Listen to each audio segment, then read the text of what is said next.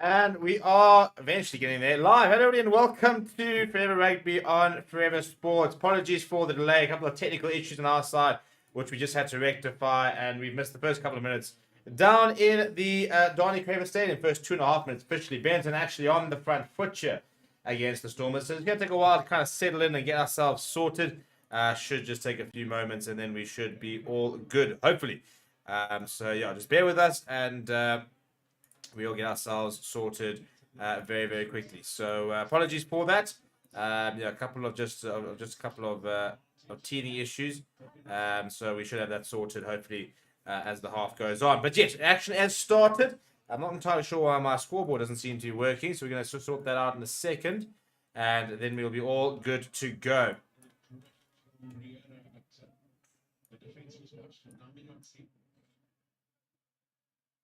Still on penalty advantage here. Benetton.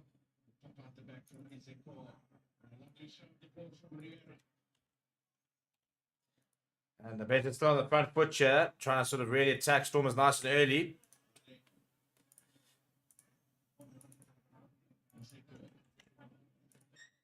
And that should hopefully sort out the score areas. The scoreboard is sorted right now. I can actually settle in. Wait, one more thing. We just need to get the subscribers thing, and then we can get going. So, but in the meantime, let me know what your predictions are. I'm going to put the poll. I think the poll is running in the comments.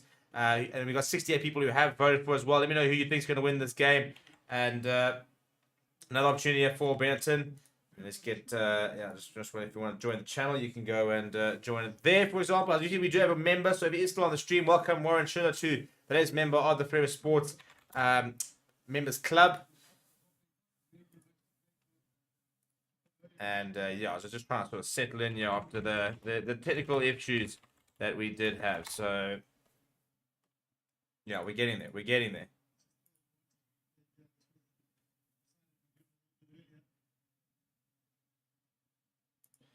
But yeah, so please go and vote on the poll there and stuff like that. Benton looking to take the 3 points. Thomas Albanor played very well last week. Kicked very well as well. We'll be looking to try and bring up the first point down in Stellenbosch, and he does so. That first kick is good, and Benton are the first to get their names on the scoreboard. Solid start from the Italian side. They made a lot of different changes to the side, so it'll be interesting to see how they do go tonight. It's a whole brand new pack. We're going to look at some of the team news in just a bit. And yeah, Demo Duvenacher, South African scrum half is still captaining them. But yeah, an entirely new pack. For the Stormers, quite a lot of consistency with their team selection. But a couple of very interesting selections. The likes of Evan Lewis is starting, as you can see him making that tackle tonight. Damian Williams as well on the inside center. Near Bashir, JJ Kotze getting opportunities. And also Caleb Romike's back to the starting front into the starting lineup. So 3-0 after almost 6 minutes. And now let's kind of settle, and everything seems to be working. So now we can really get going. There's one more thing I'd like to do, and then we can really get to grips with this game. So kicking behind there, Clayton Romike's goes inside to Mani Liebach, who's got Angelo Davids. Very interesting. Oh, Mani Liebach's giving the first tackle, bringing in Ruben him, and he's actually thrown a loose pass that has been turned over by Benton, and then kicking behind. Clayton Romike's will have to try and chase that down. Intelligent kick, and a bit of pressure there as well. Good tackle, pops up to Mani Liebach. Mani Liebach, it's pretty low kick coming from his left boot. Has been picked up brilliantly as well from Albanese, looking to try and counter. Gives it to Meyer, who's always going to carry very well for his team. Now, loose ball, not too much go forward ball here for Benetton. Looking to try and now sort of slow things down a little bit. There we go. Now we've got our subscribers. Now ball over the top from Duvenacher. Came Blomke's Angelo Davids there. Blomke's right up against the touchline here. Blomke stepping inside. Tackle eventually comes from the captain, Duvenacher. Not winning the jackal though, however. Kitsov now carrying strong. Mani Liebach going back to Dan du Plessis, playing in the 13 jersey. Long pass out wide. Steve Snutler, who has to go very hard to try and catch that pretty poor pass in the end from Dan du Plessis. Needs to have done better. And right, there we go. So let's still settle in, are we? And yeah, let me know who you're supporting for. Let me know who you guys are backing, where you're watching from. And please smash a like on the video, by the way. And also subscribe if you're new. We're just 2 subscribers away from getting to that 23,000 and 24,000 rather, 400 mark. So if you can do subscribe to the channel, then please do. We can try and get us past that mark. But yeah, now we've got everything settled. Now we can kind of really sort of grow into the game and see what's going on. Now, pretty important for the Stormers to get a bonus point win here. That's been knocked forward there from Evan Lewis, so it'll be a scrum. But in terms of the importance of the win here for the Stormers, right, well, at the end of the day, they are trying to finish second in the URC. Now, they kind of gave up that opportunity last weekend when they lost to Benetton, which means that their fate is no longer in their hands. And so if they were to win tonight with a bonus point, and Ulster were to lose, they can still sneak into that second place spot. But right now, Ulster, if they win, they will finish second, and they'll have a home semi-final if they go that far, whereas the Stormers are risking a potential away semi-final at the moment. So, yeah, at this stage, Ulster playing immediately after this game as well. So, the Stormers need to try and rack up 5 points here and try and put a bit of pressure on Ulster and hope that Edinburgh will do them a favour and get a victory over in Ireland. It is, as I said, it's a home game for Ulster as well, so you don't really expect them to buckle and not win that game. Pretty strong scrum. They're coming from Benetton. Duvenarco goes to Obanors. Now, pretty big carry there coming from Marcus Anon. Now back inside comes off from Zuliani, but into the start. Cross kick there, and that's just gone far too far. Alessandro Isakor was taking up a position wide up on the wing, and even with his height could keep that in. So not the best kick. It'll allow Stormers to set up a line out just well inside the Benetton half, just outside the 10-meter line. JJ Kotze into the starting lineup, replaces Joseph Drever. They go up and come down towards the vet. Good ball out to Money Lever going pretty flat. Dan Duplessis has got Damien Brimster. Damien Brimster gets bounced off, but trying to provide that support. Quick ball coming from Paul de Vet, but a huge tackle on Evan Ruiz. Paul de Vet making his 50th appearance for the Stormers tonight. Now Netley Bashir, first receiver, managed to get past one and is eventually brought down by Marco Lazzaroni. Paul de Vet goes short here to Evan Ruiz. Into the starting lineup, first time he started since that injury, which has kept him up for so many months. Came off the bench last weekend. Now Sibera Sanatler on the right wing. A pretty hard hit there. Stormers looking into much gain line advantage. Now Billy Engelbrecht trying to get over the advantage line, but he's been driven back. He's been picked up actually by Thomas Gallo as well as Ricardo Favretto. But Joy Neville does have her arm out, I think, for penalty advantage for offside. Now Paul de Vet back to Mine Liebach, goes short to Netley Bashir. Back behind their own halfway line, still with advantage though. Paul de Vet just flicking that ball back up, and the penalty does come from Joy Neville. And again, yeah, it's an offside call, so good field position there. It would be kickable, but at the end of the day, the Stormers just have to go and try and get 5 points. So I don't think we're going to see them take 3 throughout the evening. As you can see, Mine Liebach already looking towards that touch line. Needs to get them quite close. Doesn't even find touch though. It's a pretty poor kick in the end from Mine Liebach. Benetton now returning the favour. Scoping out the potential for the 22. The bounce of the rugby ball saving the Stormers here. Quickly taken by Chiba Diamani. Back in the number 7 jersey. Caleb Momiku's got back inside Diamani. Oh, it's a huge hit from Diamani. He's still going. He's still going, Diamani. Inside ball, Dan Duplessis. Dan Duplessis got the pace. Sylvanus Nadler thinks he's been taken out. He pops it up to Paul de Vet. Penalty, and it could be a big decision here from Joy Neville, whether that was a try-stopping intervention.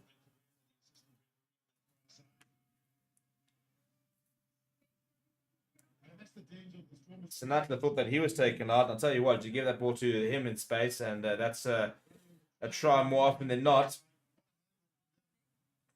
Good tackle coming in there from the end from Duvenarco. Good covering tackle. Penalty all the way back, I think, behind the halfway line. Yeah, I think it is for Sebera Sinatla being impeded. Very, very good counter attack being mounted there by Caden Blomikis and Chiba Diamani. Blue Monster said, do you think Liebach is ready to be a starter for the Box? I think Andre Pollard is our starter. I think, let's not kid ourselves. That's not changed. And with the rugby he's playing over in the Premiership, why not, really? He is playing some very, very good rugby. Probably some of the best rugby I've seen him play in the last sort of 5-6 years. So, in the kind of form he's in, it's his jersey to lose. That's a huge hit. Duvenarco was hammered by Diamani, but to give him his credit, does work hard, gets back to make the tackle. There comes the rolling Moya from the Stormers. And broken through there is, I think it's Billy Engelbrecht that's come away with it. Now Evan Ruiz. Gets in between two players. Zuliani trying and rip that ball there. Paul available to Paul de Vet. Nedley Bashir kind of sort of just dives towards the ankle of a couple of players. Now that's going to be a penalty. Not a penalty. It's interesting that I thought Daniel Bashir got in the front of that. Hachima Damani once again. He comes within 5 minutes. Paul de Vet popping up. Very strong carry there from moving from the end over the right shoulder of the scrum half. Paul de Vet now going to Money. Sorry, Damien Williamson steps inside. Looking to try and make a few gaps. Trying to free his hands as well. Pops it up to Paul de Vet. He goes pretty short to JJ Kotzer. JJ Kotzer trying to hold that ball up. Managed to get his knee down to the ground. So it will be recycled. Paul de Vet now. For sheer good hands there. Money Libok on the bounce there to Sinatla. Sinatla trying to find a bit of space. Popping up to Evan Lewis. Evan Lewis on his return. Just short. Looks up to pick up and goes again. Within 5 meters now. Paul de Vet now going to Dan Duplessis. Dan Duplessis I thought was absolutely tremendous last weekend. He gets within 3 meters of the try line. Paul de Vet wants to go the short side to Evan Lewis. His legs are taken from underneath him. Ball is available here for Paul de Vet. Here's Bashir once again. The big tight head in for France Malherbe this weekend. Now Money Libok delaying the pass. Now looking for the cross kick across towards David Williamson. Angela Davids gets it. Angela Davids steps inside. Angela Davids is over. Try number 1. That's what the Stormers need. A really, really intelligent cross kick coming from Money Libok, who delayed the pass. He had a couple of options and I think looked at a couple and then decided he saw the space out wide. Chipped it over the top towards Angela Davies, who did very well to catch it on the inside. In doing so, he took out, I think it was Padavani who was out wide there. Yeah, just slipping there. In fact, I think it's Minoso, the fullback. And then once he stepped inside, nobody in front of him was going to stop him. Going for the top, just steps aside, bang. Thomas Albanose trying to get there, but he steps around him and then just goes straight down. Scores the try. And that's the perfect start for the Stormers after 40 minutes. They've got 1 try on the board. They need to get many more as the game does progress. But they have opened their account for the evening. Angela Davids in for Suleiman Hartzenberg this weekend. Also apparently picking up quite a nasty injury did Hartzenberg in the Currie Cup game, which they did lose by just the single point. So hopefully nothing too serious for him, but doesn't sound good at all for the young wing.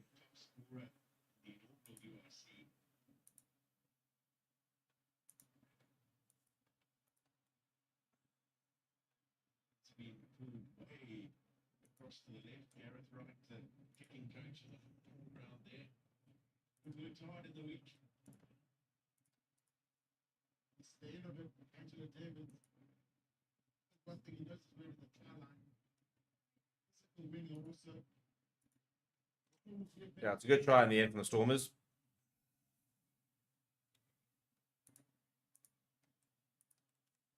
So 5 points to 3. The conversion going wide there from Money Libok, so it'll be a 2-point game. But for the Stormers, as I said, they're searching for 4 tries. Daniel Bashir underneath the restart and goes to the boot. Finds a very good clearance as well. That'll be up towards the halfway line. Good work there from the centre.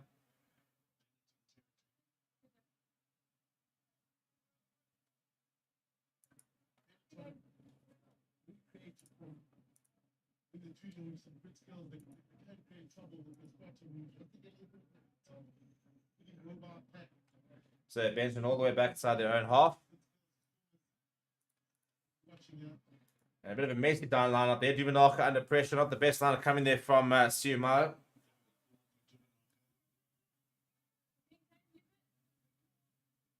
Thomas Albanose having to come in and assist at scrum half. So Benetton inside their own half. They'll get Duvenaka out here, who will roll his ball back and look for a pretty good clearance.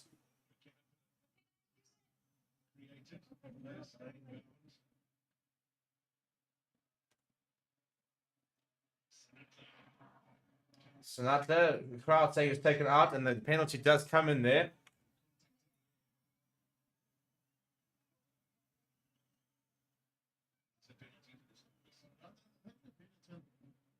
Gets up in the air while he had a Sinatra. And Padavani, he really takes him out, to be honest. Barely touched him. I think that's actually pretty soft in the end. But it is a penalty for the Stormers.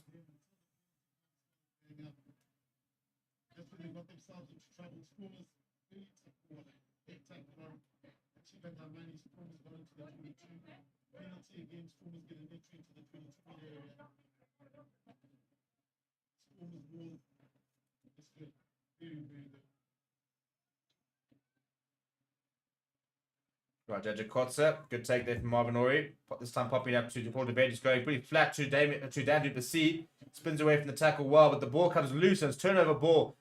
Oh, here we go. Thomas Gallo. This is where he's so good. The big loose head. He's still going. And the ball over the top to Zeko. Has he got the pace? Who's going to bring him in? Damien Phillips is desperately trying to get across there. Damien Phillips, we've seen that tackle before, but it's not enough. It's not enough. Benetton have hit back, and goodness me, that might be one of the best attacking shots you will ever see, simply because it was created by a loose set prop in Thomas Gallo and finished by Sandro Aziko, the big number 6. Goodness me. How's that for a try being created?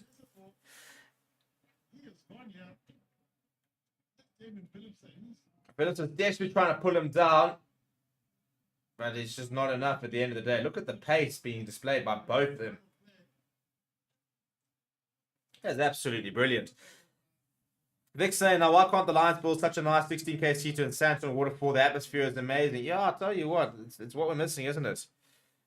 Blue Monster said, I would love a Stormers versus Sharks quarterfinal. Need results to go our way, though. Guys, the South was better. We don't really want to see our first South because knock each other out, do we?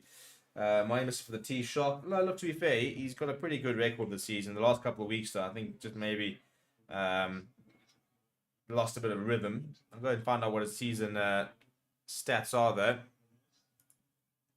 Thomas Albanose, however, is kicking very well, and I'm pretty sure he's nailed that. Well, he has nailed that. Let's have a look and see what Monty Lebar's kicking at this season, shall we? Well, Thomas Gallo is such a good player in the loose. Right, in the URC, he's kicking at 75% and 159 points. In the Heineken Champions Cup, he's kicking 67%, but at 29 points. Not too many opportunities for him to kick there, really, isn't it? Interesting to only have 29 points after 5 games.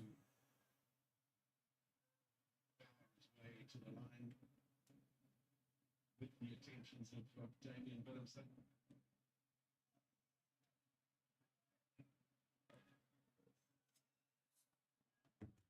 Good restart there for Benetton. Big saying, is Dion Free out for the whole season? We actually haven't really had an update about Dion Free, so I'm not entirely sure how serious his injury is. What we are sure about, though, is that they are missing him a lot. Caden Blomeke is now looking to try and counter-attack. Good take from him to get inside the Benetton half, though.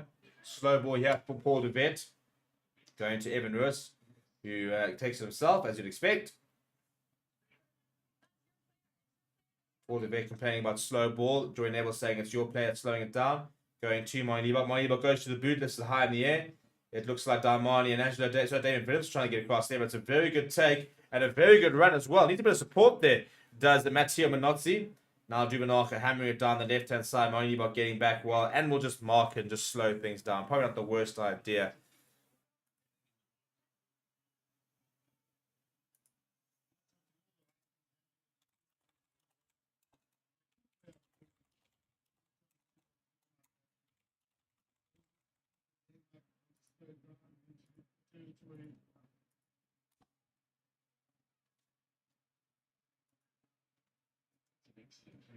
Very, very good free kick as well. Just pinning Benson back.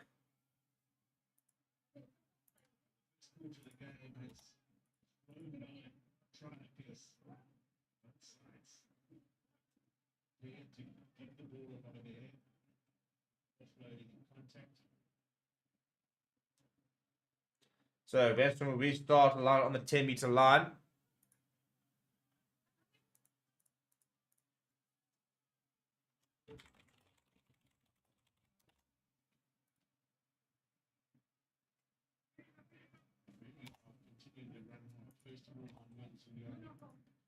Now restart there from Dubanacher. Monty Leibach is turning.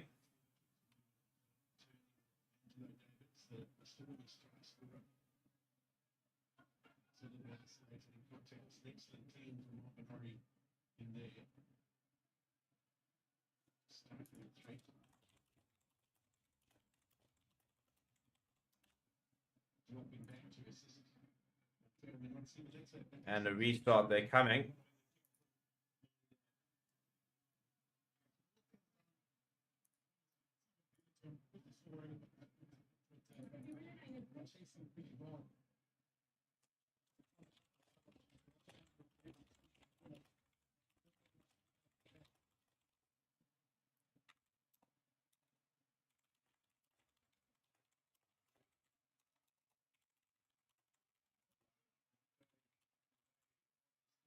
Restart coming, kicking behind. They're coming from Benetton. Blomiki's back.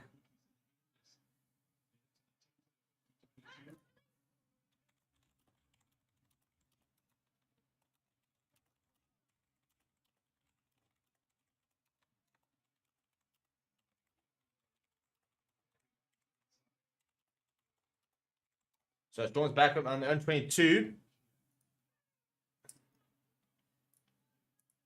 Need to try and build from deep here, the Stormers. And pretty good game. Yeah, I'm enjoying the pace of play here. It's quite cool. Benetton are definitely having a go. And it's a Benetton side, which, I said, lots of change. But now Kevin Blomiki's with a bit of space. Dan Duplessis, I tell you what, he could very well be one of the sort of most improved players we've seen throughout the season. There's been some really, really good nick here. Now JJ Kotze going nice and straight.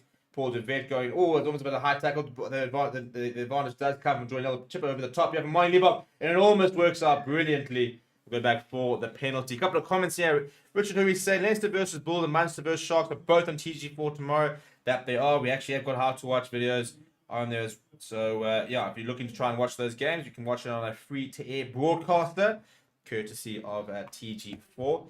Contender say Liebach needs to get subbed, poor kicking and defense. Thomas Gallo had no right to step in, but Willems at 10. Good for 10 experience. As incumbent second choice, 10 for box. Liebach is not playing Bach rugby. Interesting. I'm not sure I completely agree with you. I think it's a bit harsh. Yeah, at the end of the day, also, I think playing with a 6-2 split this evening, as they usually do, I'm pretty sure. Yeah, they are playing with a 6-2 split. So, I mean, replace them what? You're going to go then Ruan now on Dan WC inside, Damien Williams at 10. It does work positions-wise, but it only leaves you one backline replacement for the rest of the game. So far too risky, really, to do it.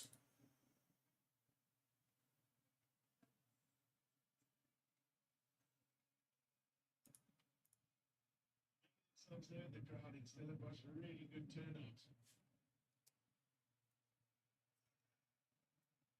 Chilly evening.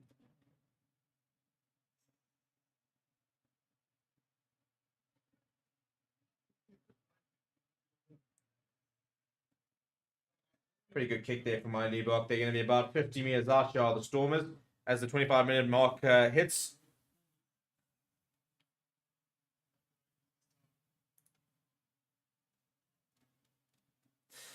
Right, Vic saying Leicester need to beat the Bulls tomorrow. Glasgow needs to come through and beat Connacht as well. Yeah, you're asking for a couple of miracles there, Vic. Leicester beating Bull, I don't really see it, to be honest. I wouldn't be surprised, except for the fact that I think the Bulls are one of those teams that always just kind of catch up when it matters, don't they? But Rolling Moore here, taking a bit of a while to get going, but still managing to get pretty well set. So you kind of feel like they can get a couple of yards. They're off edging further and further. Now they're getting a bit of a run. As I say, look pretty well set. So JJ Kotze is looking to keep it in here. Paul de Vet is just sitting there hammering a couple of Benetton arms away, trying to keep things around. But JJ Kotze has now been wrapped up, and I think legally as well from Zulian, but he does very well to get his arms free. Mine Liebach now in a bit of pressure, stepping his way. He gets hammered by Thomas Gallo, and they're trying to hold him up here with Thomas Albanors, but it does come down. They do have to release. So Paul de Vet will have the ball here. Sparky a couple of instructions here. Stephen Kitsoff, the captain, going short. They're about 7 meters out here are the Stormers. And a stop here for a head injury here on Manuel Giuliani. So it will restart with a scrum.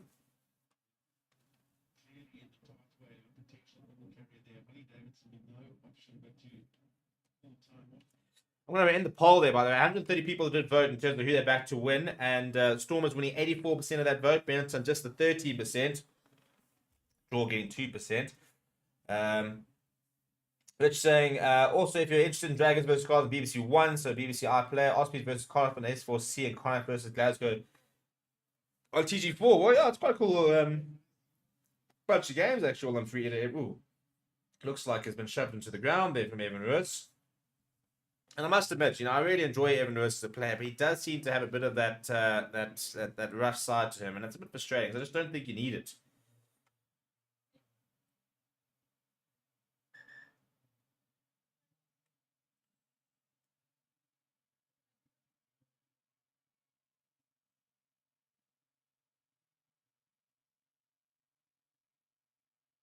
So we're going to have a relook at this. I think this could be a bit of foul play here.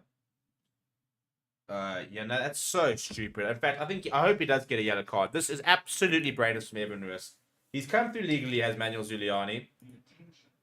And he's basically been head slammed into the ground by Evan Roos.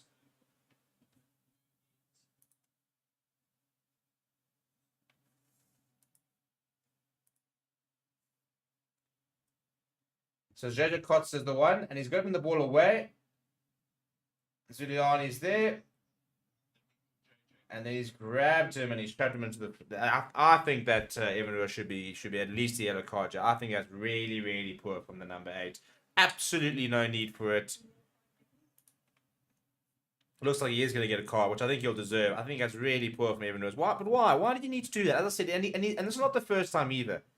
You know, it's frustrating because he's better than this. He's a better. You don't need to do that. You're such a good player. You're one of the top players of the competition. You know, one of the brightest prospects. Why grab somebody and head slam into the floor?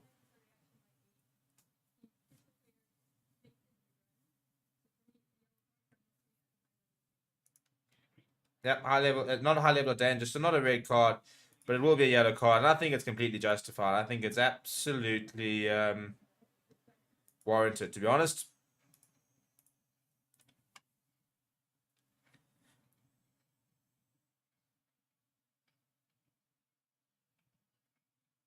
And Joy Neville, I think, has got pretty right, actually. It's reckless from Evan Roos and absolutely pointless as well. You're kind of wondering, well, what do you achieve from that? There's no point in that.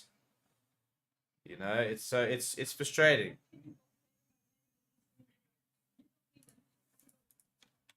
Yeah, and off you go. And why? Why? As I said, why do you need to do that? Why do you need to do that?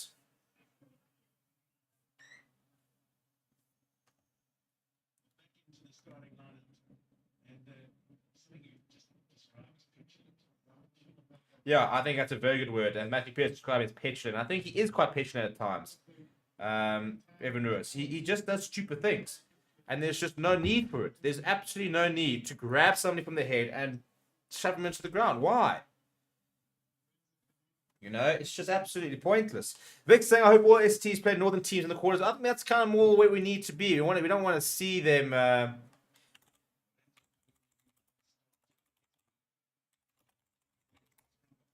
And good ball over the top there. Needed of Shear, however, has won it back. So, turnover ball here for the Stormers. They're going to play the next 10 minutes with 14 men, thanks to that yellow card to Evan Roos. I said pretty silly from him. And he's so much better than that. But just needs to cut that part out of his game. Paul DeVet now going back to Moy Levi going to the boot. Now Stormers important just to manage this period. They still are trading by 5. Very well taken. Dan Duplessis, I tell you what. If there was ever a Springbok bolter for the World Cup, I think he could be one of them. Steve Kitson at first receiver, Moy Levi popping out to Clayton Blommetjies. Clayton Blommetjies ball over the top immediately for Shear, but it has gone forward. So it will be a scrum to Benetton. And it wasn't the worst idea, but not the best pass to Neil for Shear. He looks like he's been through the walls with that hair.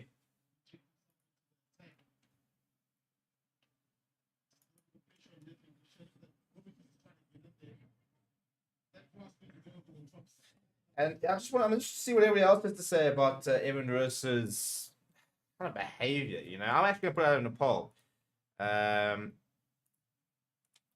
Is Evan Roos's discipline affecting his game negatively? Negative. That's what we're going to ask. So I'm going to ask that. There's a bit of break of play. I'm just going to go quickly just try and sort something out. So please go and vote in that poll. Let me know what you think, and I'll revisit it in a moment.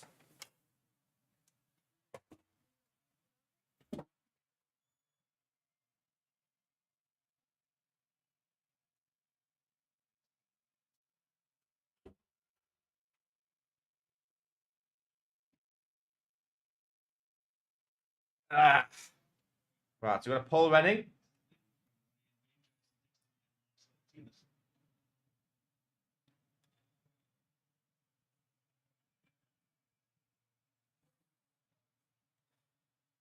So Ernst van Rijn is getting ready for Ruben van Heerden is down.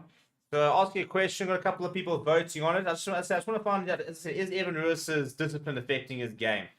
I personally think it is. I personally think there's no need for it.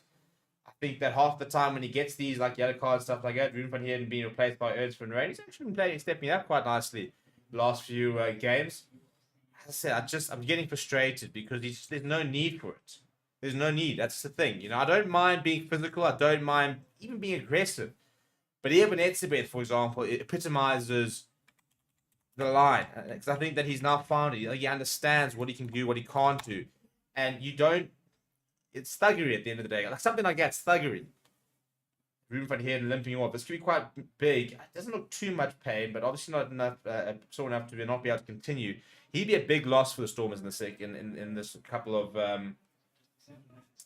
in the next couple of games. He's become a very important player, Ruben van Heerden, playing some very, very good rugby. I think he's been absolutely brilliant signing for them. But Vic saying Evan Lewis's anger problems. Donny Detroit saying should get a red for that. Hopeless to arrogant. Winter Weaver said, I said for a while that Evan Lewis should not play for the Springboks because of discipline. In high-stake matches, his temperament will create a yellow-red at very bad moments. Big scrum coming there from Benetton. Joy Neville been told to use it, Duvenark with a diving pass. You don't see that very often. Oh, good little inside step there. Very nice little run coming from Jacques Riera, who's playing an outside centre this weekend. I thought he was brilliant last weekend, inside centre against the Sharks. Really impressed with his performance. Now back into the pocket goes Thomas Albanose. Hammers it down the left-hand side. Cape Blomke's pretty well placed, though.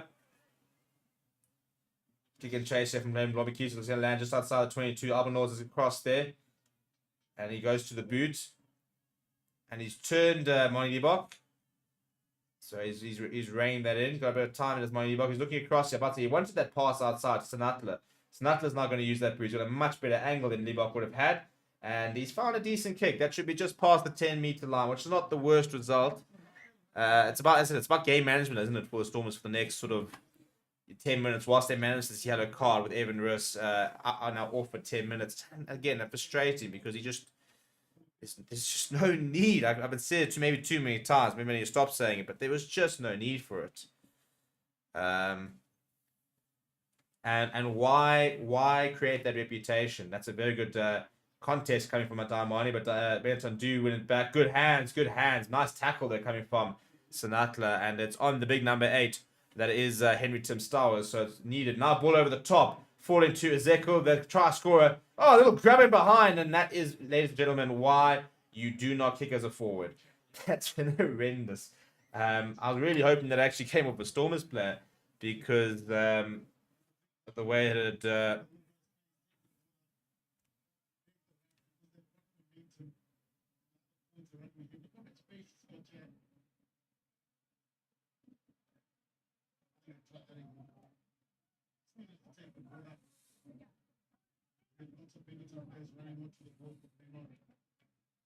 So half an hour mark, as I said, in another about 8 minutes. I think they've got to maybe a little bit less for that Evan Lewis yellow card. Good, very good take there from Machira Diamond. I think somebody in the comments will say that they don't rate Diamond because he's not powerful enough. I think that's a very harsh assessment. I think he's a different type of player. You know, it's a bit like Quacker Smith versus Dwayne Vermeulen. But he's got the ability to get past defenders. He works really hard. I think he's a very underrated player. I don't think he's a number 8. I think he's settled very nicely into that number 7 jersey of the Stormers. I think he's a capable 8 when Evan Lewis wasn't around. But I think to say he doesn't have the power, I think is a bit harsh. But Stormers winning the ball here. JJ Kotzer. Very, very nice hooker, JJ Kotzer. I'd love the Lions to go and throw him a contract. Because I think that he could be... He's one of those sort of... those plays. A bit like I'm trying to think of a good comparison. A little bit like a Billy Vepinor back in the day, maybe. The old Lions hooker.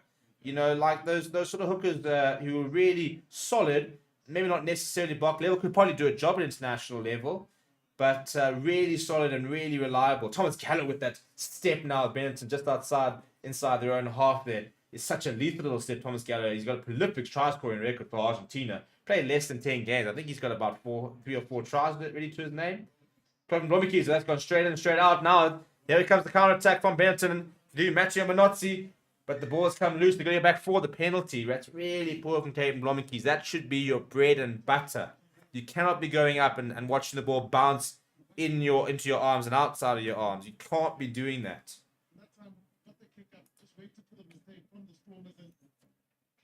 It's far too easy. That's a penalty now on the 22, and they're going towards the corner here.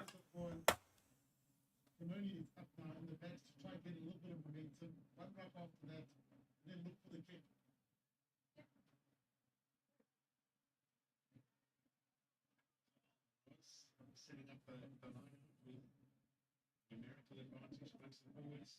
So penalty coming. And all of a sudden, Benetton will have a line out in the Stormers 22. Big opportunity for them. They do lead by 5. It's interesting to see that despite, I think, the Stormers have probably been dominating possession and been looking maybe like the better side, Benetton are ahead thanks to that brilliant try created by Thomas Gallo and Alessandro Azeco. Now ball short. And it's hammered up by Marcus Anon into this starting lineup there. Now Filippo Alonghi, the big tight head. Slow, Kot's a shame, just completely swamped. They're not able to roll away. Now the try scorer, very promising player, is Alessandro Ezeco.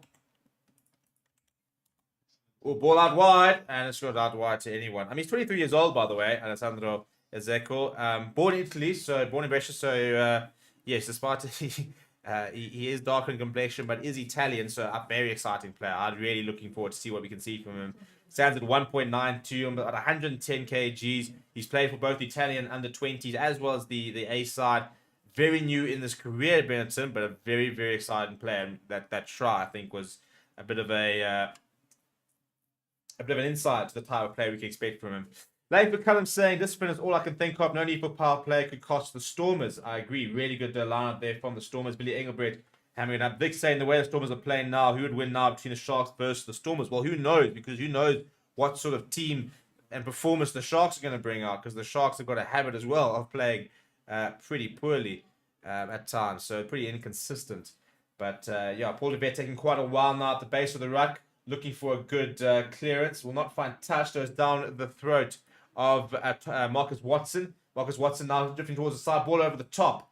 And not too much on. So Eduardo Padovani just put it onto the right boot. And you'll find touch just shy of the 22. Pretty good game management just from the Stormers. Just kind of playing a bit of territory. But good work there from Benetton to put them under a bit of pressure. Padovani finding a decent kick.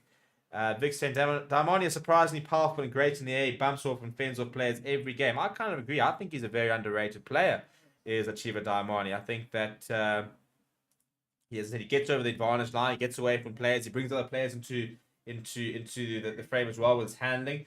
Benetton have won just 2 away matches this season, Zebra and Ospreys. So also, I mean, Zebra is not a particularly impressive one to win. Osprey is not a bad one to win, but also, you know, we're talking about a bottom 8 side. So this would be an incredible scalp if they could pull it off. But ball back goes to Murray Liebach, who goes pretty central. Now ball over the top. I tell you what, it's almost intercepted the ball to Minozzi, who's done very well to dive on in the second attempt. But I think he has knocked it on. So a really good chase. He can't believe it. And it'll be a Stormers scrub just inside Benetton half.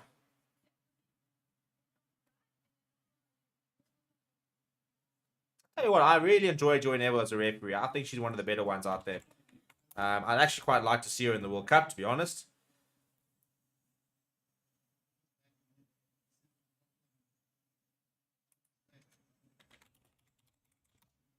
Yeah, off the back of Angela Davids there. And she said then it was... So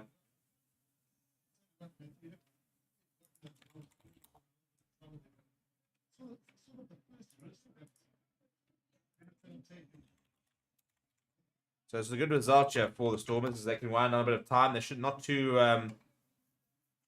much longer until Evan Rose will come back.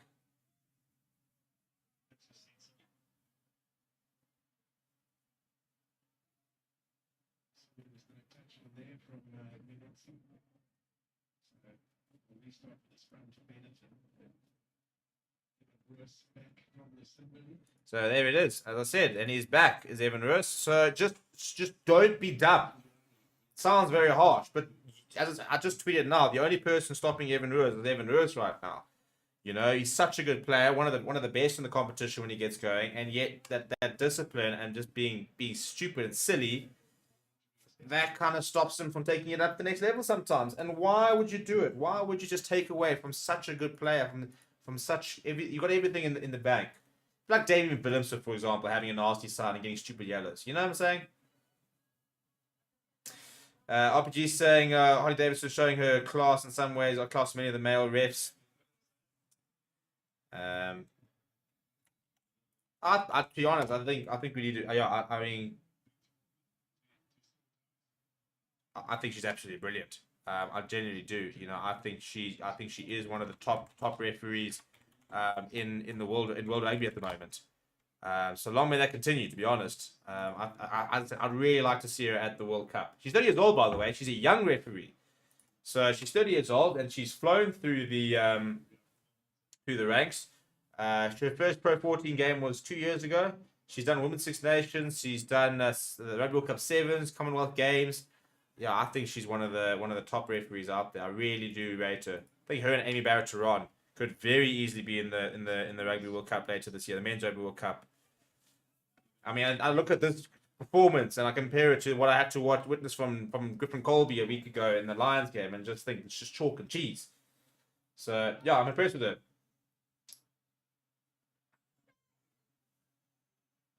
I've struggled to find too many calls tonight that I haven't really agreed with. Big scrum there from the Stormers, but they managed to use it in time. Oh, nice little off the shoulder there. Good offload, and now going back to Albanese. Brings that left boot into play. Not the biggest boot, but he just hammers it down the field. Bounces into Clayton Blommakeys, who's got a bit of time. And it's kind of sliced off his boot, but it should be a pretty good kick. That's a fantastic kick, actually. I think his slice is probably being quite harsh. He finds a good touch find up towards that 10-meter line. Storm is still trailing, but I thought they managed that period without... Oh, is that Nick Mallet? A wild Nick Mallet. He's gone off with a beer stop.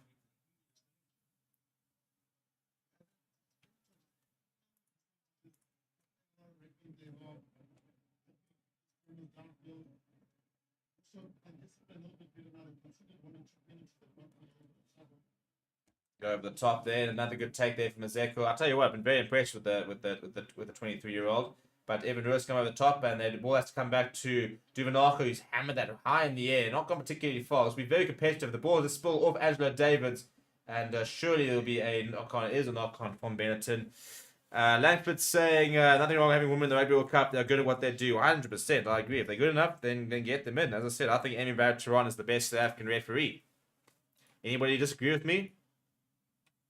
Anybody think she's not the best South African referee? I mean, who's better? I mean, Jaco Paper is rated high, but personally, over the last 12 months, what I've seen from Amy Barrett-Turan impresses me more than what I've seen from Jaco Paper. So, yeah. So the poll that we were running is Evan Roos's discipline affecting his game negatively? And I'm going to end it there because I want to put up a new poll for half time. And, yeah, 75% people saying yes. Interested to see what the argument of the no people, the 25% that are saying no, why they don't think it's affecting his performance.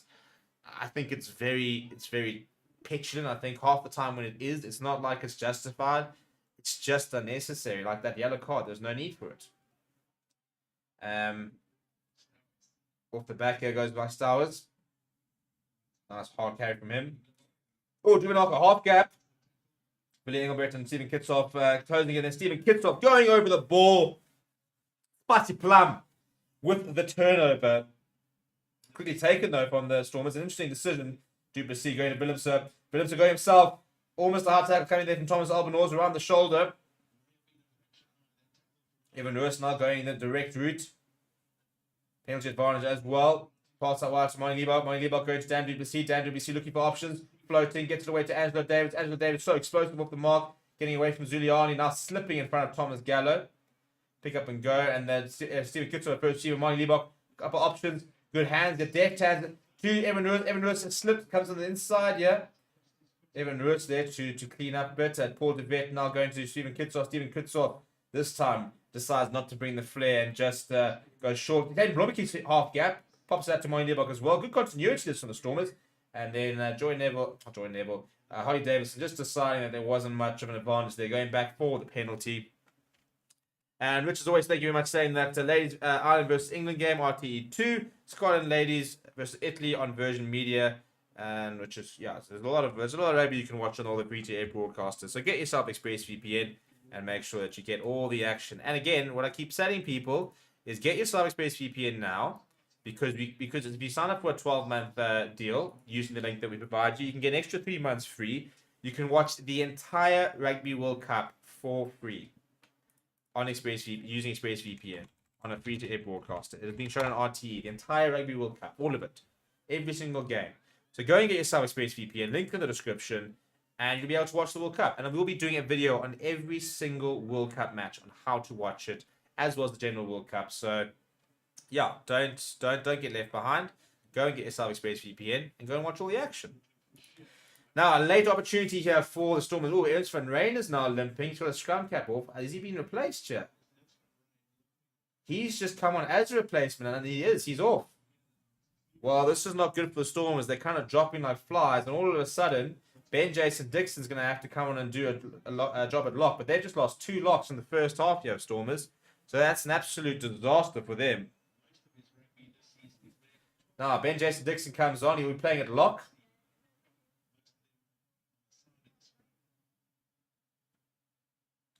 I feel for Ernst van Rijn. He's a very talented player. I tell you what, somebody who really rates him is John Dobson.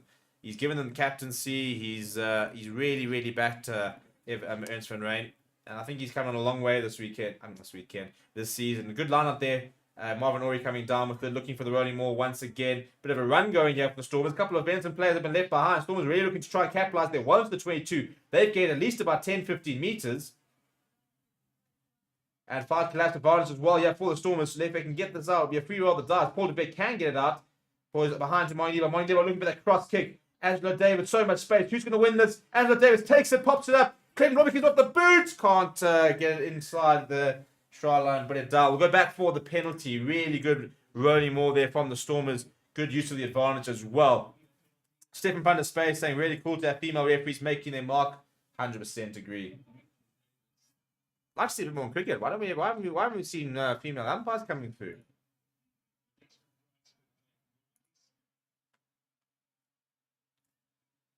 Alright, so Moinliba will just chip this into touch, and they're going to have another go. This time they'll be on the 5-meter line. So rolling more like the one they just had, and they'll be over for their second. And Moinliba could have a conversion attempt to take the lead.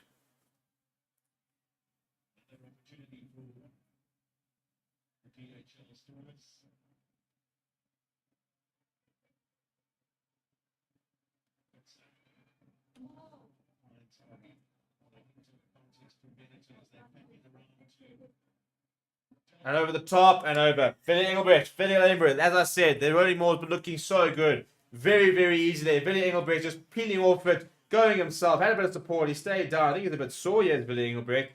Tell you what, it'll be an absolute disaster if he were to get injured and not come down. And this is a bit of a cause for concern because he's still holding, I think he's holding his neck here. His head is not happy.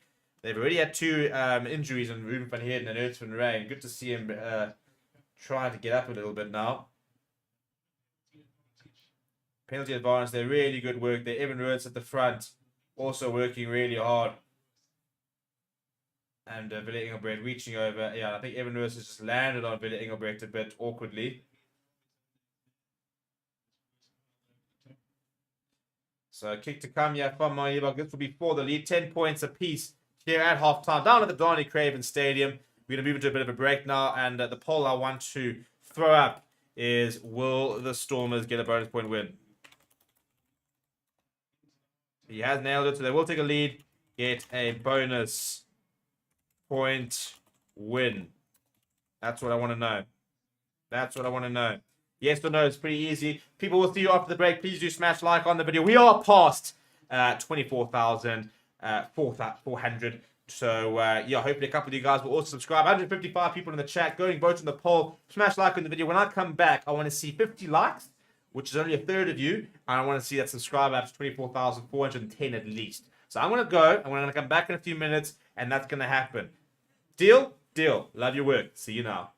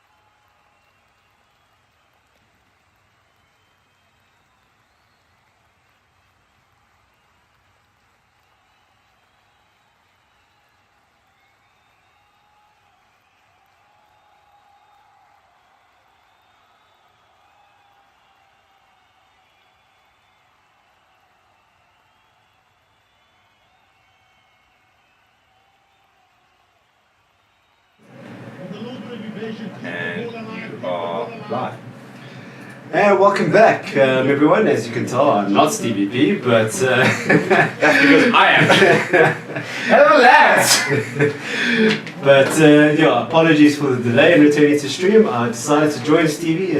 He just crashed my stream. Like, you know, there we are, we're moving, I'm with my baggers, and I get this message saying, I've got no power, so I'm going to come watch along with you. So, it is what it is. And I'll tell you what it is. Stormers have started pretty well. They have started pretty well, and some simple rugby actually to get them back into it. Mani Lebok with the conversion. I was about to come in here and say Stormers aren't looking too hot, but yeah, obviously decided to prove me wrong, and thank goodness for it. Welcome, guys, to the very first, or well, I guess it's the first in a while, maybe. First dual rugby watch along. I think. I don't think we've done a dual watch along. So if you've been watching the watch alongs for a while, you can probably verify whether or not. I don't think we've had a dual watch along. So a couple of things first. Obviously, from a technical point of view, please let me know if this is working, if you can see us, if you can hear us. Because if you can't, we have an issue. But let's see how this goes. Restart there. Benetton, good take there from Marvin Ori. And to be honest, we haven't even discussed how we're going to do this. So this is literally the definition of learning on the job. As we go out towards Damien Willems, so he hits him behind there. Oh, it's a nice little bounce as well. Thomas Organall's now under a bit of pressure. He's going to have to try, and I think he's going to keep that in. That's a great kick. That's a fantastic return. But now Storm's moving to the left-hand side. Clayton Romiki's picking out the pass, bringing the set better Sinatla up at full pace. Sinatla drifting, he's got to keep it up on. He gets the hands. Oh, what a take! Dan Duplessis as well. He's a bit of support. Oh, presents it as well. Paul de Vet. Now going to Mani Lebok short to Ben Jason Dixon, replacement for Ursvan Rand. He was a replacement for Ruben van Heerden. In case you're wondering how things are going for the Stormers, they're on to their third lock of the day. Mani Lebok inside, going to Evan Roos, left behind. Mani Lebok, however, is away to it. A little self-assist there. Now Paul de Vet going to move it to the right-hand side, going to Stephen Kitzel. Stephen Kitzel looking to free up his hands. Ball goes out to, I think it's Nedley Bashir. Oh, it's been dropped from Angelo Day. I mean, as a tight head, you throw a little spiral over the top ball and then your wing drops it. Oh, a little left-hand pass as well. Could you imagine? Could you imagine? Not gonna lie, I was one of those wingers back in the day, and the forwards are never happy when we drop one of those. No, well, I mean, to be fair, did you have a tight head who just threw that kind of pass to you? We call my mate Ambas, he would tell you that he threw spiral passes. I mean, it wasn't 20 meters. It wasn't a perfect spiral pass, but you've got to be catching that at the end of the day. There's no excuse not to be. But yeah, interesting. Stevie, I mean, you've watched this entire game. Tell me what's been going on here. What's happening? Well, I'll tell you what. The Benetton he had to play. Thomas Gallo, you missed one of the tries of the season. Counter attack. Thomas Gallo makes a break. Steps Mani Lebok. This is the Argentinian loose end, by the way. Steps inside of Mani Lebok. Gets going. Ball over to Alessandro Izeko, who's a 23-year-old flank on the neck, and then he just powers. Gets. I mean, initially I think they started about the 10-meter line. Their own 10-meter line. And between those two, went the full length of the field. Damien Willems almost did, you know, when he caught Caleb Clark with that desperate tackle, almost did, but couldn't bring him down this time, and it went over. Nice little more try here for the Stormers just before half time. Nice little cross early as well to Angelo Davis. That was actually the first try of the match. So Stormers have been good, but Benetton, despite all the changes that they have made, have not looked out of touch at all. Evan Lewis got a yellow card for a bit of petulance as he slammed the head of Manuel Giuliani into the ground. So frustrating from him because he really should have been done a lot better. How are we feeling about Damien Willems at 12, Clayton Blomberg at 15? Look, I like to see Damien Willems at 12, kicking behind there, Sibela Sinatla underneath that just throws it back in for Mani Lebok. You should look for a pretty decent clearance here. Does look for touch, and we'll find it. I like Damien Willems at 12. I do think it's his best position. I really enjoy him.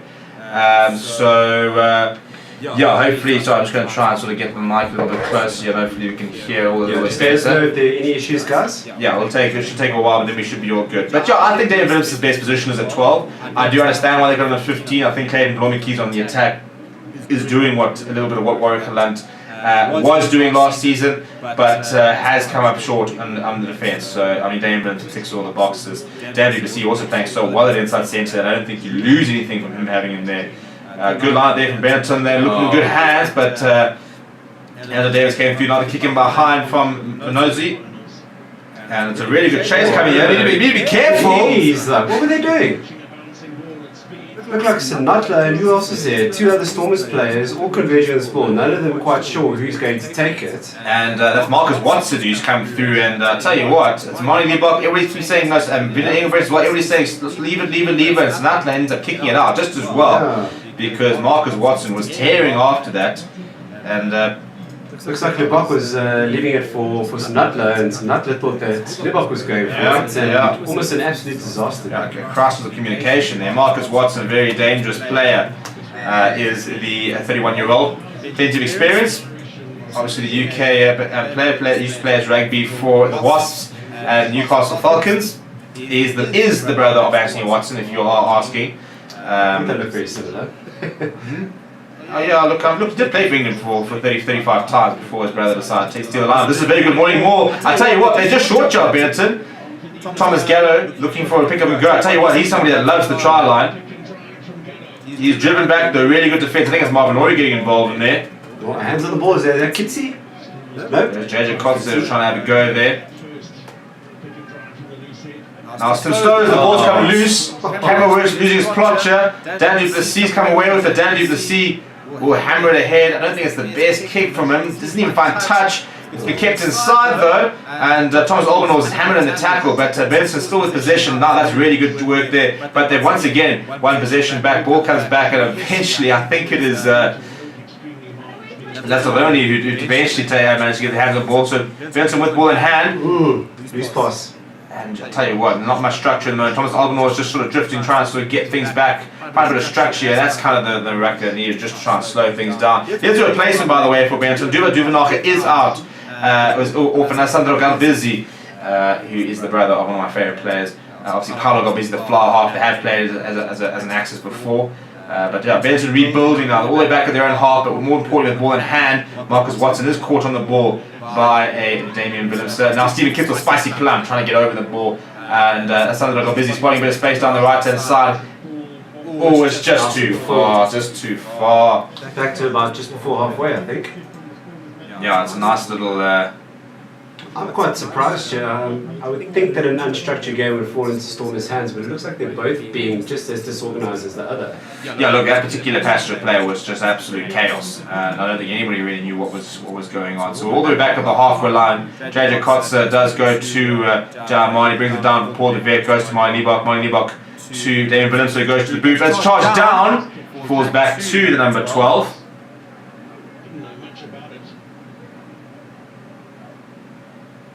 Now Paul de Vet just taking his time, up to Stephen Kitsoff. Oh, look at the leg drive, spicy plum, he's still going. Paul de Vet to Marnie Liebach going to Evan Rose. Evan Rose looking to try and straight and bring in. Evan. Using the ball forward, penalty for offside. Now, interesting decision, or interesting chat really about Evan Lewis. The fact he's just making his comeback from injury, and then now going into the playoffs. Now, he won the URC Player of the Season last season. Yeah. So he's somebody who wants to be starting in the playoffs. But if he's not playing at his best, do you risk him finding form in a quarterfinal, or do you bring him off the bench as an impact player? Where do you stand with that? Yeah, I still think he's a starting option. I think you can't ignore him, to be very honest. But I mean, I saw the questions raised earlier about his discipline and where exactly he sees himself. And to be honest, he should see himself as a senior player. When you won Player of the Month, or player of the tournament, I should say. In previous years, you are a senior player and you should be taking responsibility. And even on a return from injury, I know he's got a point to prove, he's going to make as big an impact as possible. But loose passes, discipline issues can't be happening.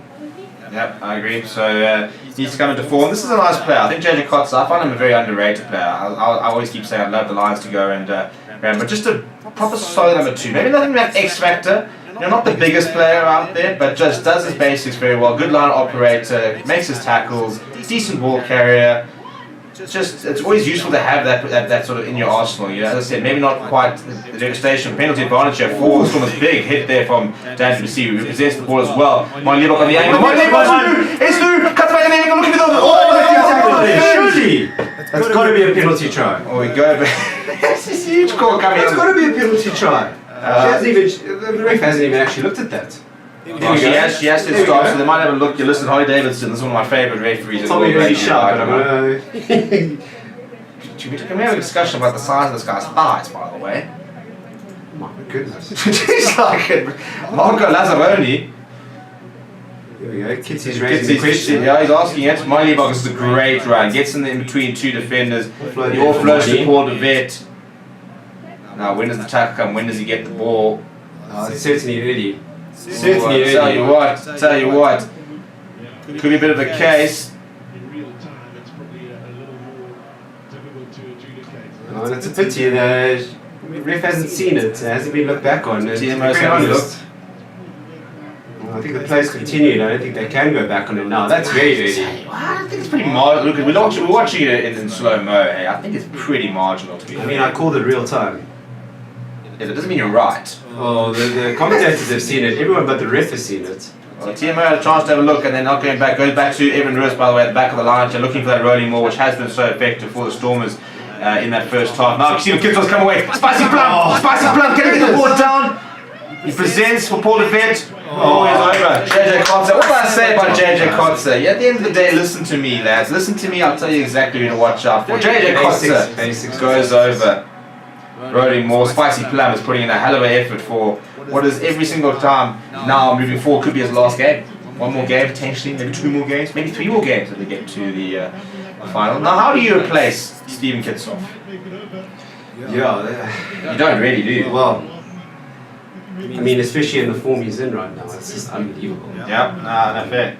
I mean, he's really evolved his game over the years, and what he used to do, he's done even better. Yeah. He's improved on his fetching, he's improved on his running, and his leadership, quite frankly, and all those things he's just made prominent strengths for himself. I mean, look at this leg drive. This is unbelievable. And also the presence of mind here to understand he's not going to get over, so there, he makes the turn to try and present A the lot of ball. prop forwards would have put the arm out, tried to get it over the line. But And then JJ Kotze just dives over, saw the gap.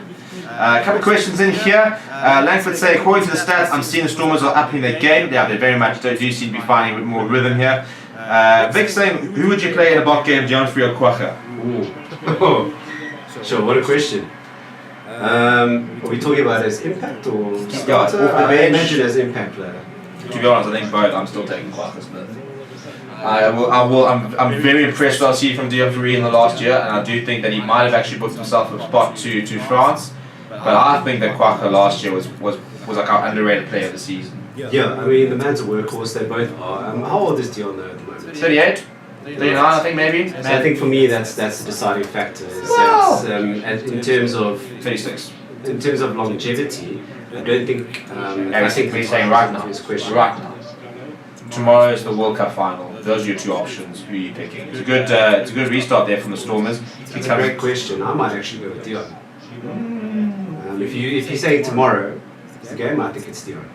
It's a big crowd. It's a big hit there from Angelo Davis. He ripped the ball in the tackle there actually, knocking it forward in the process. So it'll be a Benetton scrum on the right hand side by the halfway line. Now Stormers, more to the point, that is their 5th try. So they do have the bonus point, which is what they needed to do, putting a bit of pressure on Ulster, which I think we might have to just go back and get a brandy or 2 out and watch the Ulster game after this, you know? Oh, sheesh, huh? Well, we're making a night of it, are we? Well, at the end of the day, what else are we supposed to do? You've got no power at home. That's true. Electricity's hard to come by. When you've got electricity, you've got to make the most of it. Hunter, as it stands today, can the Boks win the World Cup? Yes. Yes, we can. It's a loaded question. The simple answer is yes. But We can win it. I don't know if we will win it, but we can win it. That's the one thing. I've got no issue with saying, quite confident that we can win it. I've got no issue with comfortably saying that we could be the best team in the world on the day. I've got no issue saying I that. think the correct question there, Hunter, would be: are we favourites to win? That's a more difficult question. Which I'd say we're not. I think it's France to lose. Which is, and obviously I'm as big contenders, but I think France at home, it's theirs to lose for me.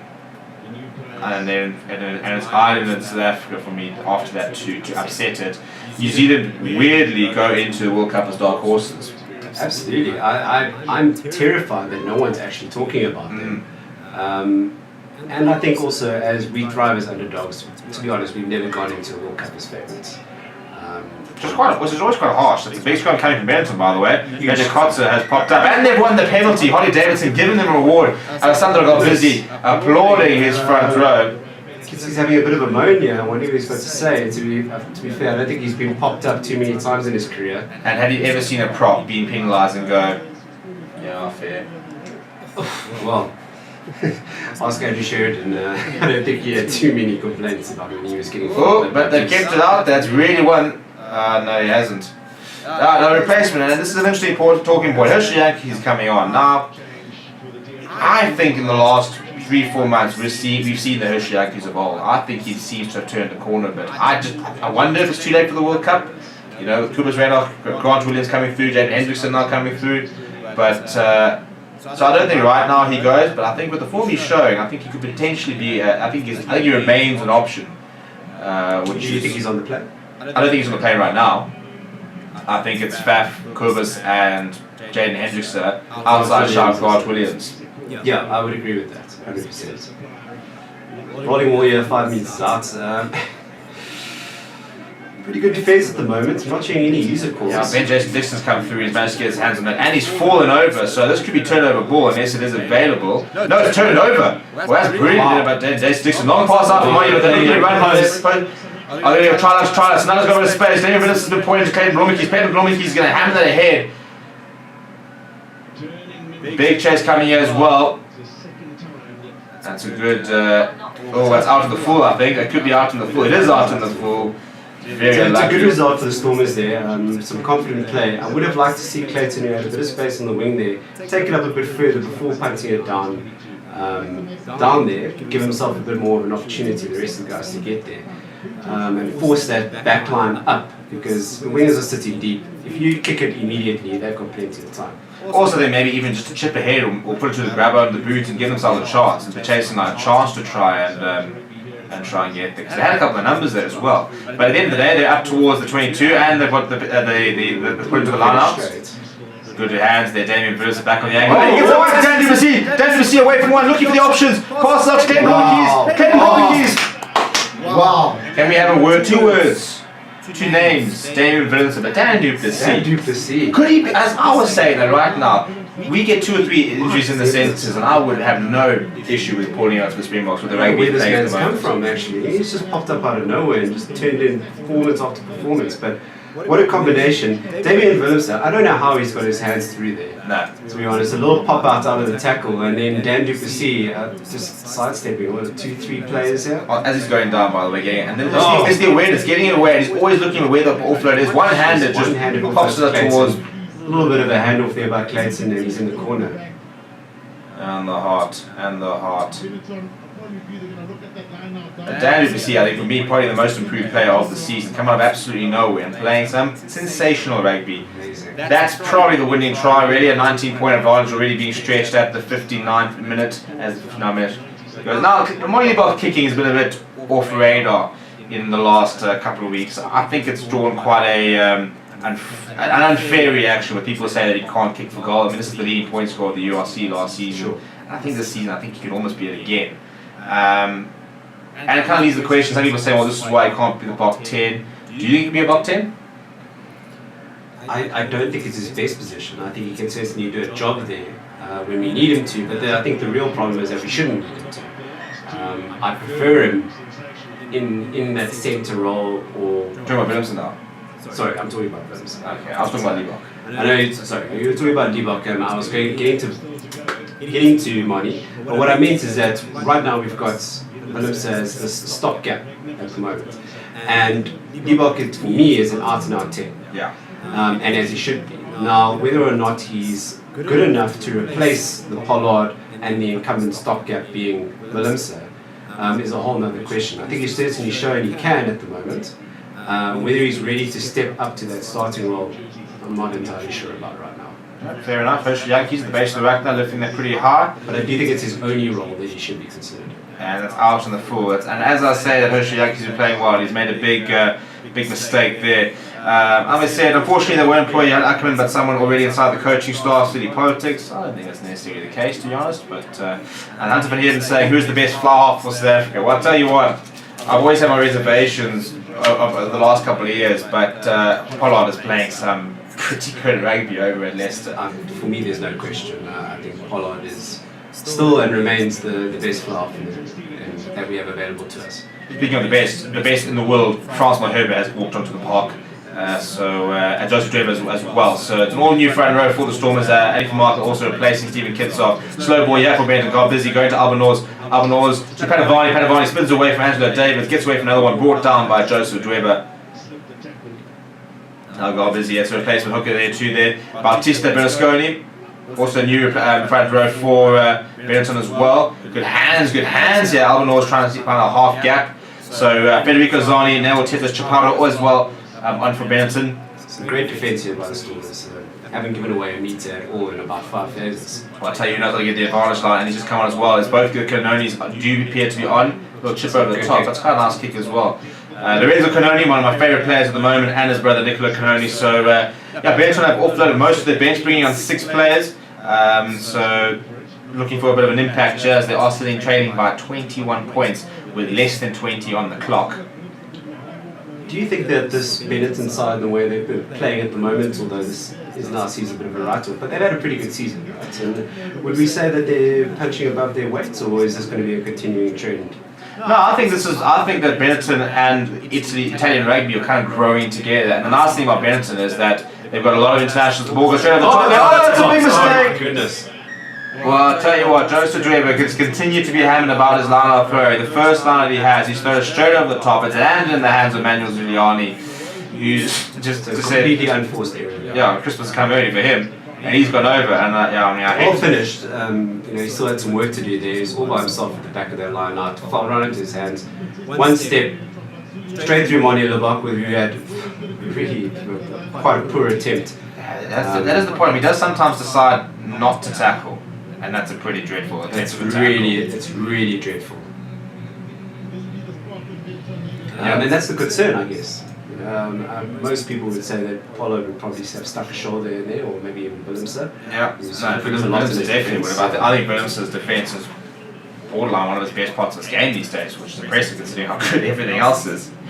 But that's a pretty weak try. It's pretty silly conversion attempt as well for Thomas Albanese. He's a lot better than that. Oh, a little young Benetton supporter on the crowd. Yeah, I think Benetton and Italian rugby are going to grow. I think the nice thing about Benetton is that they've been very intelligent. They've signed some really good Argentinian players to sort of complement their Italian internationals. Somebody like Thomas Gallo, very talented loose head. Thomas Albanese, Marcus Watson, for example, a lot of experience on the wing. I think Jacques Riera is a very nice player as well.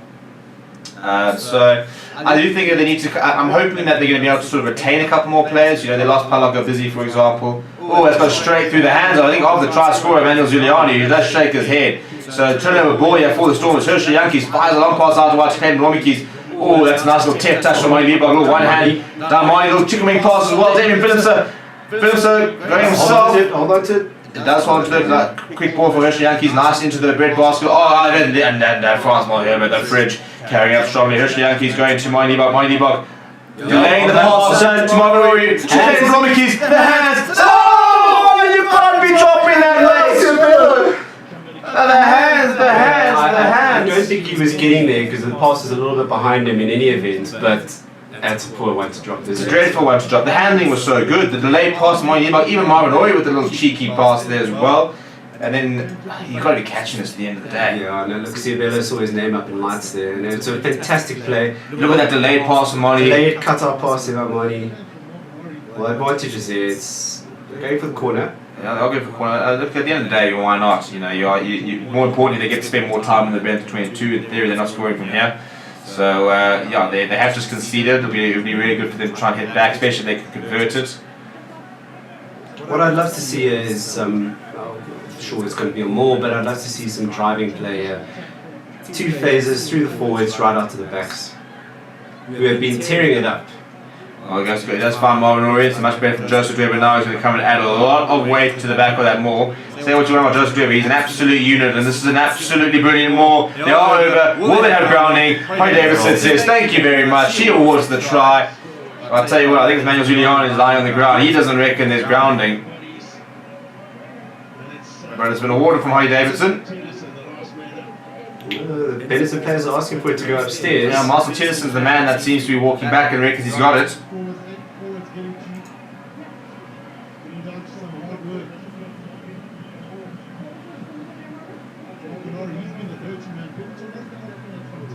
Let's try and see if we can find the ball carrier. Marcel Tennis is the man. It did splinter. Now, somewhere he's got a ball. I don't think it's Marcel Tennis to try. I'd like to have another look at that. We didn't really see any grounding there, so it was brave to go over there. Right, so I'm asking, what do you think about Simelane and Hanno Liebenberg? Well, I think Simelane is wasting his time with the Bulls at the moment, to be perfectly honest. Yes, it's his first season. Yes, I'm sure he'll go into it, but he would have started week in, week out at the Lions, and he hasn't. Yeah. He's now not even, like, he's barely starting in the Currie Cup team. Yeah, I think there's big problems there, and I think he's ruined his chances of going to RWC. And I agree. I think if he had stayed at the Lions, and he got in that consistent game time, regardless of the Lions' overall performance, he was always a standout and a focal point. And I don't think within that Bulls side, I don't think he's that anymore. Yeah, I hope he makes his resurgence. I love him. I think he's fantastic at what he does. Yeah, that's unfortunate for him, but I wouldn't put him on the game. 100%. Right, we're now on for WBC. Another really impressive performance from the young, not that young, 26 years old, but the centre really coming into his own this season. Ruan Nel, as well, by the way, also an absolute class operator. I'm sure we will see the Nel Duplessis access back next weekend. Or the weekend after, rather, with Willemse at fullback. Kick over the top, yeah, Mercer Yankee being chased, and the ball plus 4 to Daimoni. They are going to go back. I think Sinatla might be in trouble here because he had 0 attempt at the ball there. It looks like he's the one who's come off. Nope. No, two players down. Players down. Pretty nasty collision. Player went up, and Sibelo wasn't looking up. He just ran, clattered into him. Now, first thing, the defensive player's got his arms crossed. They're busy looking to make sure there's no injury and stuff like that in his movements. So it doesn't look good for either player. Severo Sinatla is lying down. They're running a concussion test there. I wouldn't be surprised if we do see him have an HIA. Now let's see. Sinatla both eyes on the ball. So Manozzi goes up first. Oh, I see. Okay. His elbow connects into Sinatla's face, but Sinatla does take him out. And he doesn't land particularly well. So it's going to be an interesting call here. I personally think that should be a penalty for Benetton. I think he's in a more realistic place to take the catch. Yeah, I'm interested to see how they rule on this because now that I've seen it in the slow-mo, it does look like Sibelo was definitely on his way up. And so obviously the momentum was with the Benetton player. So James has got a call to make here. I don't think you're going to see any calls or anything yet. I do think probably lean towards a Benetton penalty. Manozzi does seem to get up earlier. His eyes are up, he's off the ground, they're both off the ground by the time there's a collision. The ball hasn't come down yet when they collide, and so Sibelo gets hit in the face, and so he collapses and makes it look like he wasn't really making an attempt. Yeah, so now we're looking at the sideline here. See, I think the question, I suppose, is who's in the realistic position to catch the ball? They both were. I think Sinatla's arms are everywhere at the moment, so I think that he's kind of almost slipped as well. Yeah, this doesn't look good for Sinatla though. He's gonna come down in the stretcher. He's gonna go off here. So yeah, as I said, Manozzi, as he went up, his elbow did connect with Sinatla, who went down like a sack of potatoes. Manozzi also landed pretty badly, but is up. I think whiplash as well. I think is probably what really caused Sinatla this damage. Yeah, and in Sinatla's favour here would probably just be that he's the one who got the head contact, and he didn't necessarily have too much involvement in how the Benetton players come down, and he's obviously been knocked out, so he can't really do much about it. Yeah, I think what they'll look like though is who's in the realistic position to challenge for the ball. What would be the appropriate sanction for that? I think it's a penalty. No, I think it's a penalty, to be honest. I think you can just say it's two players that will go for the ball. Manozzi was there first and been in a better position, more realistic position to take it up. I personally would be very happy with just a penalty to Benetton, just to say the guy's timing slightly wrong. There was no malicious intent there. Okay, shoulder to shoulder here. Yeah, you see again, we're looking at the realistic position now.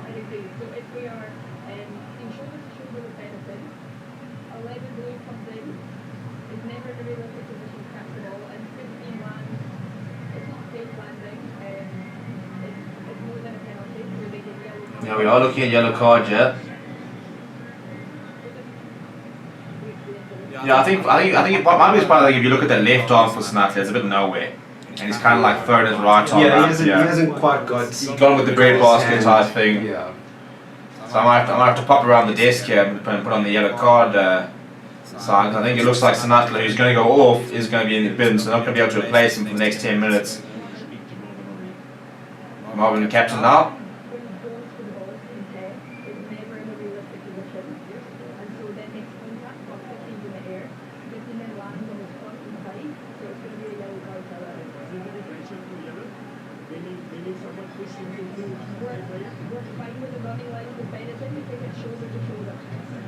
I quite like that they looked at that as well, actually. We weren't really picking up on the fact that he was running next to a Benetton player. And Marvin were asking if there wasn't maybe a push, and they say that they're fine, it's pretty shoulder to shoulder. So I'm going to pop around and turn on the yellow card so we can show you it.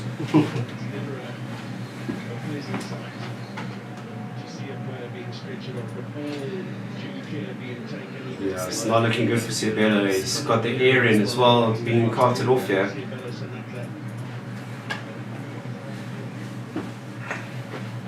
I hope it's not too serious for him.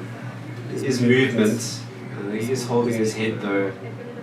Yeah, it doesn't look good. He's on the oxygen, and Sinatla does leave in a stretcher. It will be yellow card for Stormers, so they'll play the next 10 out of the last 13 minutes with a man down. A bit of applause there as he is carted off, so not a good look, especially when Angela Davis has come in. Simon Hartsburg was actually dropped down to carry cup, and he actually got injured.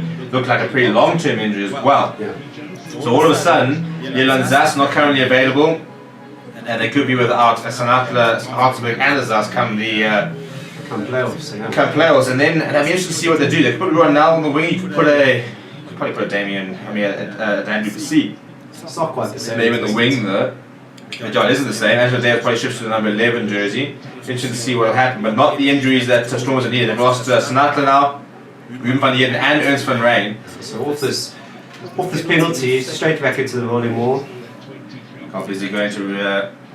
Oh, that's a ball over the top here. This is a backline name. Now Manozzi, the man who just seemed to be right off that collision, eventually brought down by Angela Davids. Nice tackle coming there from Josh Drever and Marvin Ori. Got busy. Good hands here from Benetton, very good hands. Ball over the top, wasn't the best one to Zeko, and Maliba gets up quickly, gets the offload away, and that's actually Yankees putting in a really good shift as well. Driving Benetton back towards the halfway line, got busy going short. Oh, dude, don't run into the fridge. The fridge that is Francois Herber. What it looks like is that the Stormers actually have a yellow card contingency plan in terms of their defence. You can see that every single time it gets out past fly half, there's a rush defence going on here.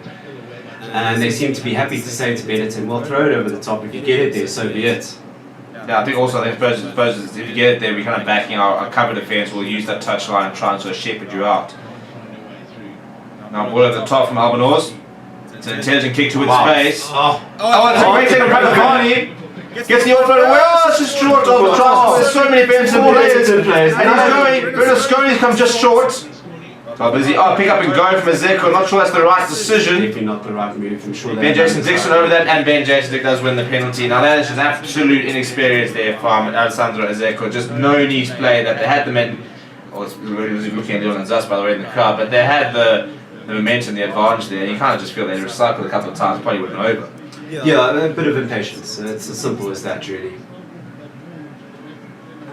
Pretty good there by the Stormers. They obviously were encouraging, like we said, the long passes, the kicks in behind, and backing their covered defence, and hoping that Benetton just didn't quite have the patience or the skill to pull off those wider plays. It's worked out in their favour so far.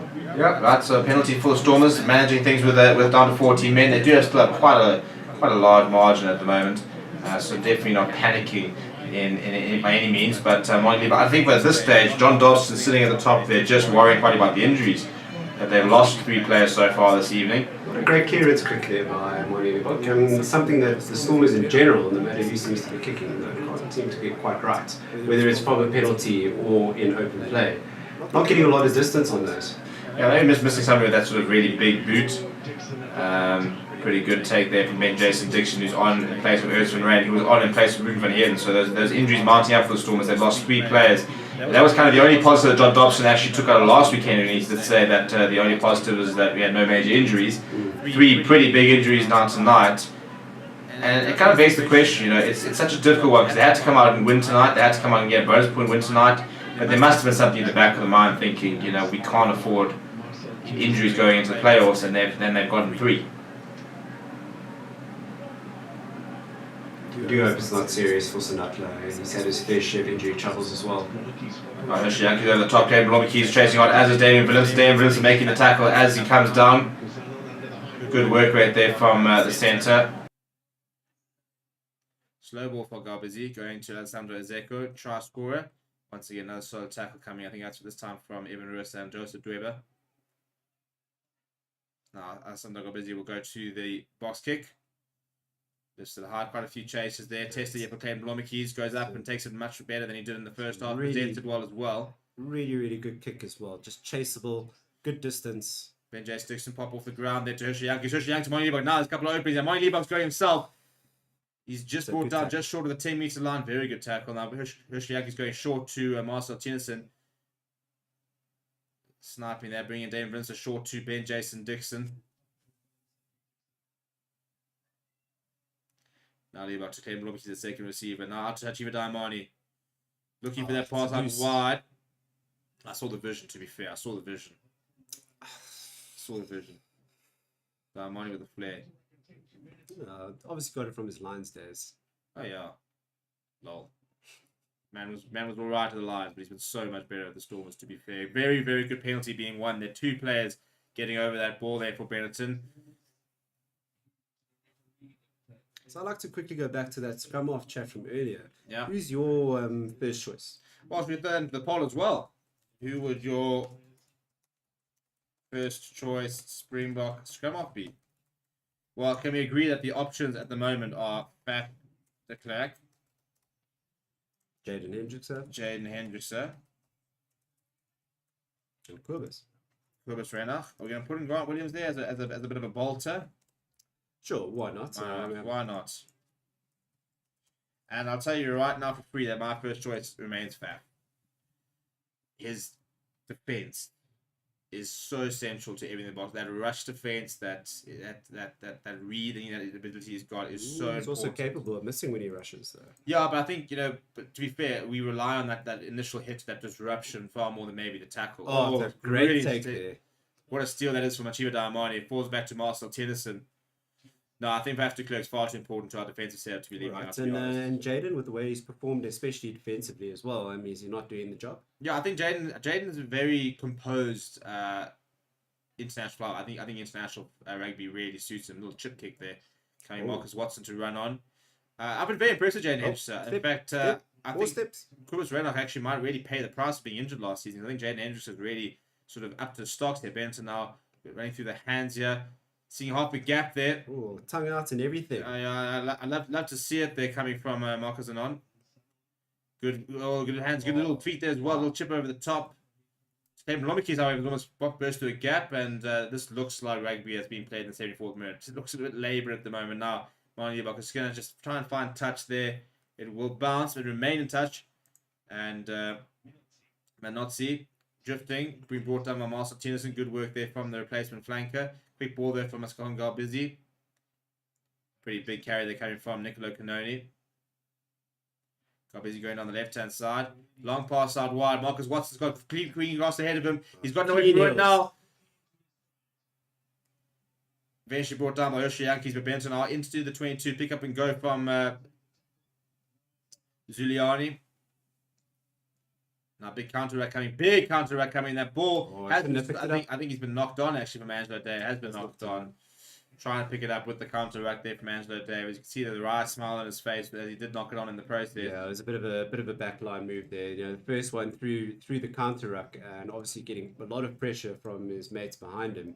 So probably would have been better to leave it for someone behind him, and obviously very hard to control when you're getting pushed over by 3 or 4 forwards. Yeah, good little run here from Marcus Watson. Good tackle coming from Hershey Yankees. Manny Liebach missing another tackle, must be said, but the little scrum off doing well to get across there. And they're making the tackle on Zuliani as well, actually. Getting a bit of work here, Herschel. So we go, Faf de Klerk, 47% at the moment. Jaden with 24. I think I'd agree with that. I tell you why. I don't think there's much between Faf and Jaden at the moment, but I do think that Faf has earned the right to retain his spot. He's proven time and time again that he's capable of doing a job. And until his form drops, I think that he certainly deserves his spot. Yeah, I think the big one is the big one that's really lost out last year was Kobus Reinach with that injury, which Yeah. didn't. It's a pity. Kobus has one too many setbacks. But to be honest, as an impact player, he's done a job for us. I'm sure he had bigger aspirations for his career, and to be the incumbent. Unfortunately, it's just worked out that he's doing such a good job off the bench at the moment that it's probably where he's going to be held for a while. Yeah, no, fair enough. We're entering the last 5 minutes of the match here. Storm is currently sitting 38 points to 15. Have got a yellow card at the moment, which will be there for another couple of minutes.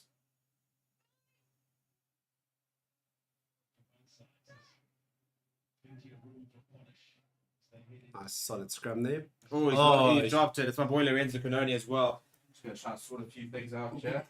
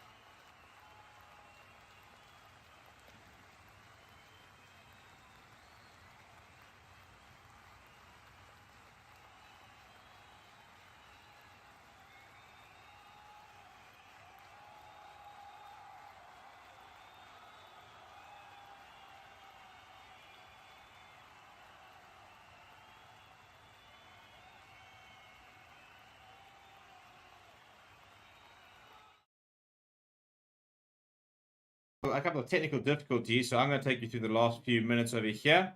And yeah, it's been an interesting half at the moment. Storm is currently still with down to 40 men. Severus Nutler receiving that yellow card, also going off injured, which is a bit concerning for the Stormers, who have received 3 injuries so far. Last 2.5 minutes, and a penalty there for Benetton. The scrum going down.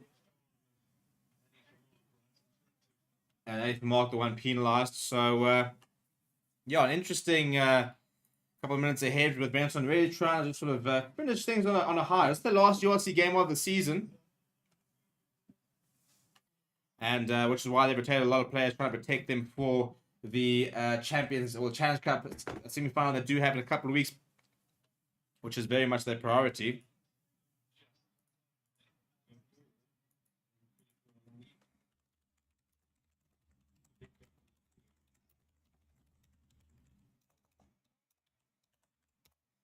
And they're just short shot, Benetton.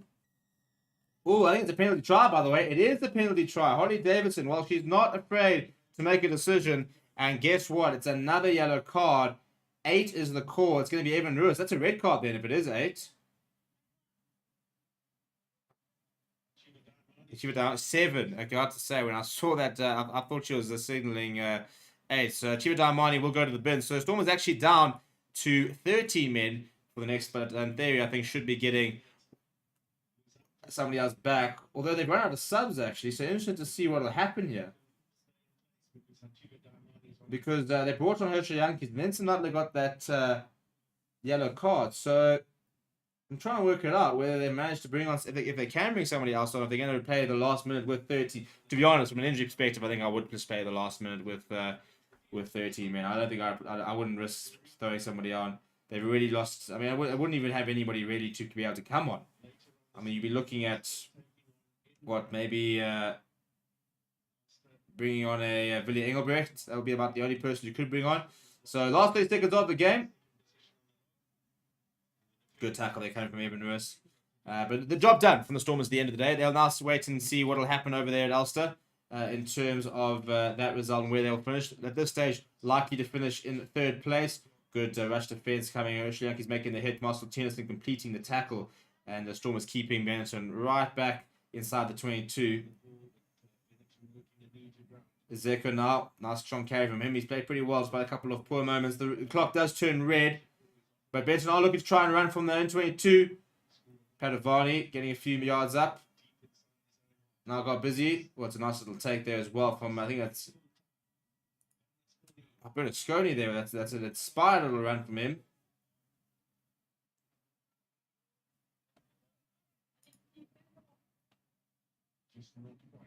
No, nice strong carry from Lorenzo Canoni. Good pick up there. Work to be done here from Jacques and Riera. Benton still by the 22. Penalty for the Stormers. That will be it. They will be able to just tap this and kick it out.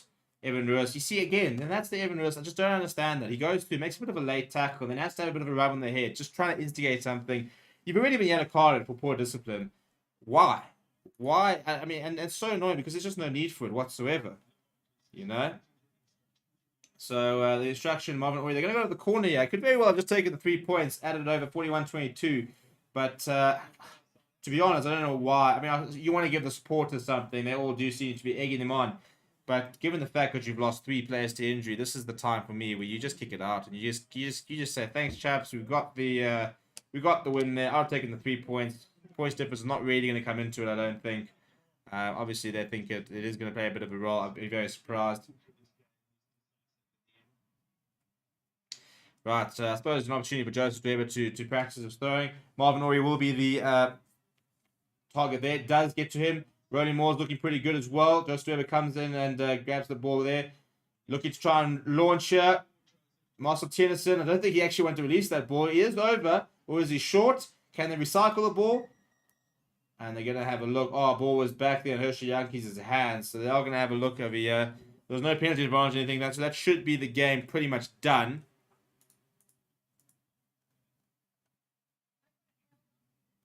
Right, Harley Davidson's got it as hold up. So that's where she's at.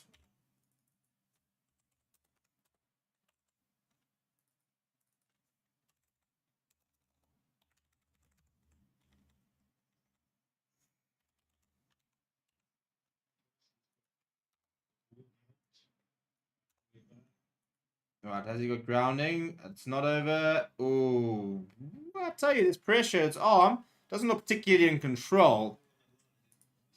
So not sure they're gonna judge that. It might be judged as lost forward. Yeah, that's what they are checking to see if he's got control of the ball, whether he's lost control of it just before the grounding.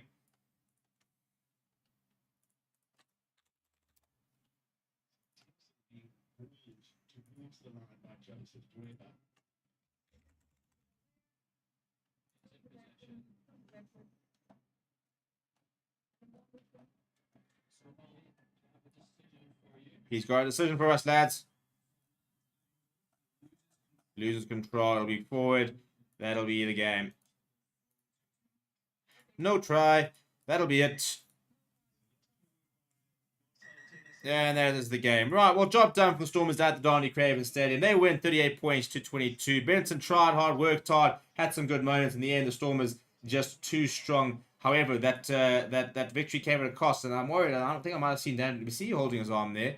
So that gets a bit worrying as well. Quite a couple of injuries there for the Stormers. Not an ideal situation. They have gotten the bonus point win, which is what they needed to do, though. So from that perspective, they have been successful. People, please do smash like on the video. Please do subscribe to the channel as well. We did get past 24,400. So tomorrow we can make the next push. So we try and get to 24,500.